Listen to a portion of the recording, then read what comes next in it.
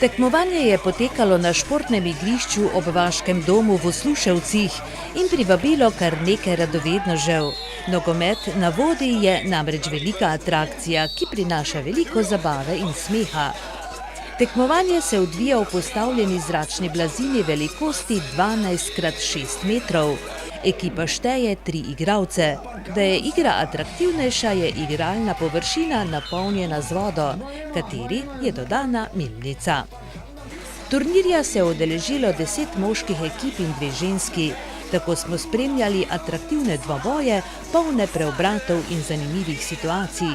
Se je igranje na takšni površini vse prej kot enostavno, za gledalce pa seveda zelo smešno. Zmagovalci turnirja so postali igralci ekipe športnega društva Polenšak, drugo mesto je pripadlo ekipi športnega društva Vičanci in tretje mesto športnemu društvu Frankovci. Ženski ekipi Osluševcev in Vičancev sta se pomerili v ekshibicijski tekmi, kjer so slavile domačinke. Tekma pa je bila prava poslastica za gledalce. Organizatorji so poskrbeli, da so bile nagrajene vse sodelujoče ekipe, prve 3 pa so odšle domov še s pokali. Prijetno druženje je trajalo še pozno v noč.